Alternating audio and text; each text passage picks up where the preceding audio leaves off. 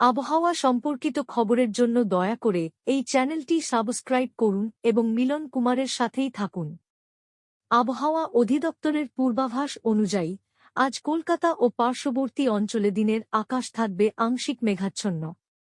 সকাল থেকে মাঝে মাঝে হালকা বৃষ্টি হতে পারে, আর বিকেলের দিকে বাড়তে পারে বৃষ্টির প্রবণতা। কিছু জায়গায় বজ্রবিদ্যুৎ সহ বৃষ্টিপাতের সম্ভাবনাও রয়েছে। আজকের সর্বোচ্চ তাপমাত্রা থাকবে প্রায় ৩২ ডিগ্রি সেলসিয়াস এবং সর্বনিম্ন প্রায় ২৭ ডিগ্রি সেলসিয়াস। বাতাসে আর্দ্রতার পরিমাণ বেশি, ফলে গরম অনুভূত হবে বেশ বেশি। কেরালায় আগেভাগেই বর্ষা ঢুকে পড়েছে, আর তার প্রভাব পড়তে চলেছে বঙ্গোপসাগরেও। আবহাওয়াবিদরা জানাচ্ছেন, আগামী সপ্তাহে কলকাতায় প্রথম প্রাকবর্ষার বৃষ্টি নামতে পারে একটি নিম্নচাপের প্রভাবে।